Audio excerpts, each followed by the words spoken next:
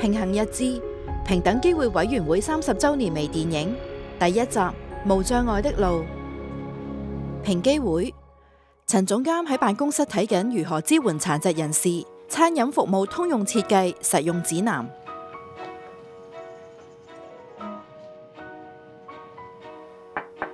希彤推門入嚟。早晨，陳總監。早晨，希彤。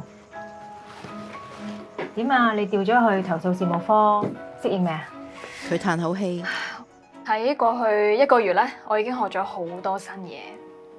近排咧，我接咗一單好棘手嘅個案啊。咁有聽講你整緊一本平機會天書嘛？咁所以就想嚟請教下你啦。雙手合十。乜有嘢難到你嘅咩？我發現咧，唔同嘅個案嘅事實同埋當事人嘅態度都可以好唔同噶。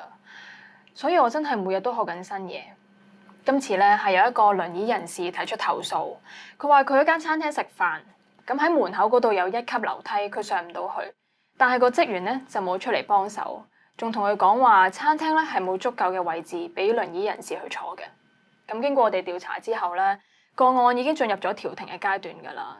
投訴人就希望餐廳可以喺門口安裝一條固定嘅斜道，可以俾有唔同需要嘅人士出入咯。咁餐廳點回應啊？我啱啱同餐廳嘅老闆傾咗個電話，佢哋話仲考慮緊係咪真係要增設一條固定嘅斜道喺門口。佢哋話我門口嘅位置咧係公眾地方嚟嘅，係唔可以隨意改動嘅。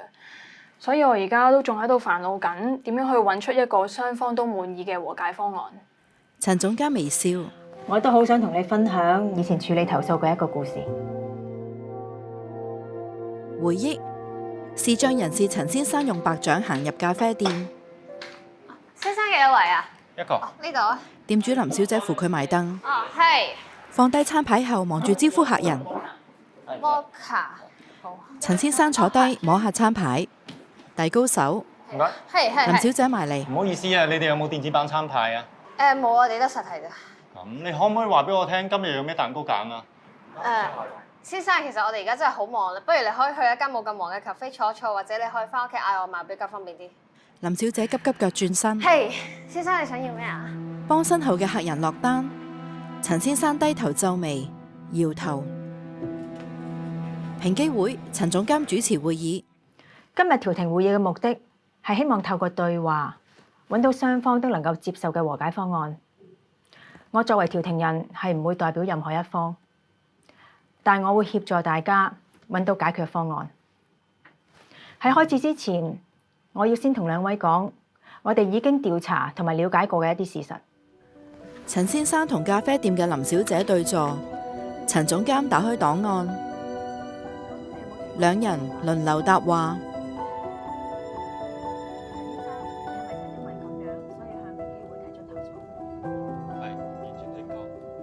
陳先生，你聽完之後會唔會有另外一個睇法？我嗰日淨係想去間咖啡度坐下，輕鬆下。我一開始都唔知間咖啡咁忙，又有同事病咗冇返工。如果林小姐同我解釋翻當時嘅情況，我都唔介意去招呼咗其他客人先，之後先再嚟揾我落單。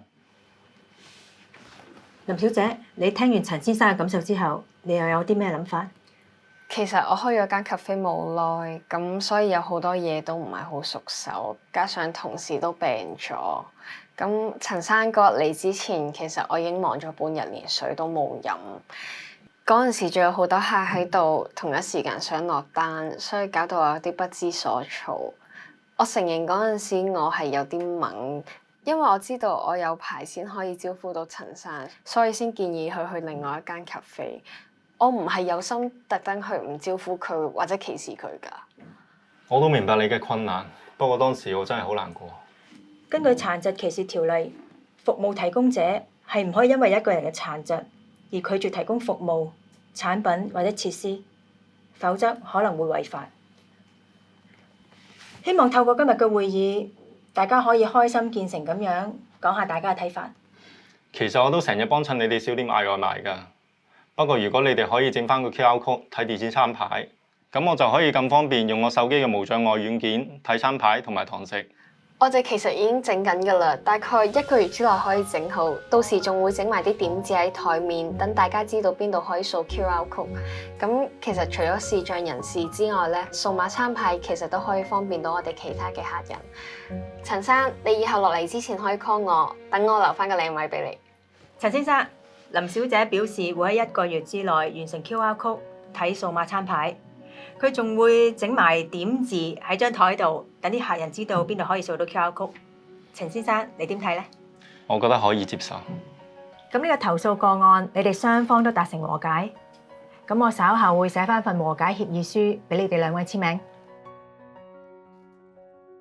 返而家，希彤，要解決歧視嘅糾紛呢，你要先從法律開始。呢樣嘢係我哋法律同事嘅提點，我哋平機會所有同事都要注意嘅。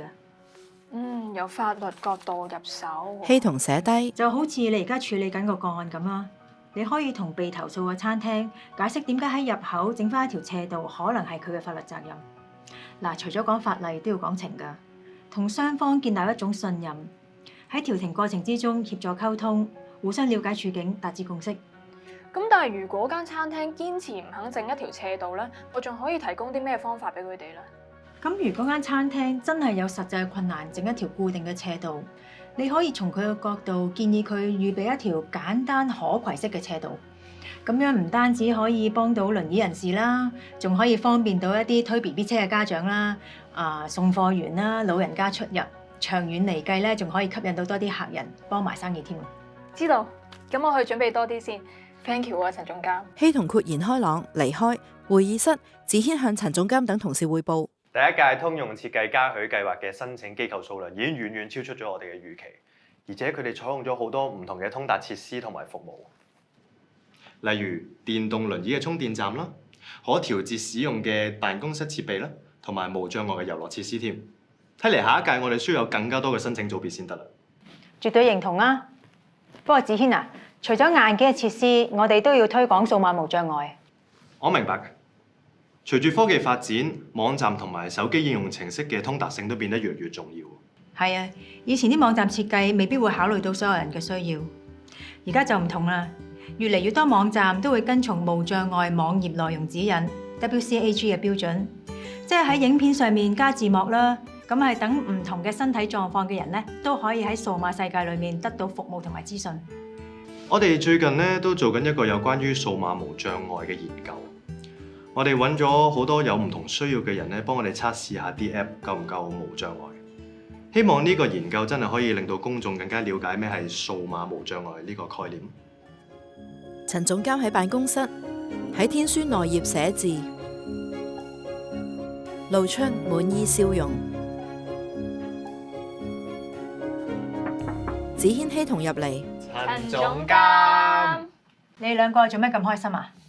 之前咧咪同你提過個案嘅，佢哋終於達成共識啦。間餐廳咧願意提供一條可攜式嘅斜道，咁仲話會為員工提供培訓添。我都有好消息嘅，已經越嚟越多嘅大機構咧都話支持我哋嘅計劃，一齊推廣通用設計。哇，咁真係太好啦！係啊，嚟緊咧，我有2個月會去外地進修啊，我有排都見唔到你哋。希彤，你今朝唔係問我攞本天書嘅咩？係啊。咩天書啊？今年係平機會30週年，我哋特登整咗本平衡日誌。嗱，裡面咧有好多我哋唔同同事為咗推動平等嘅心得同埋經驗。嗱，啱啱整好咗，而家俾你哋。接過天書，我相信一定會對你哋嘅工作好有幫助。佢哋打開睇，法律持公正，人情通人心，兩者合力先可以推社會向前走。兩人對望一下，微笑。同行30載，平等更精彩。平機會機構標誌融入喺阿拉伯數字30入面。本故事中的人物、事件及情節純屬虛構，內容並不完全反映平機會的實際運作。全片完。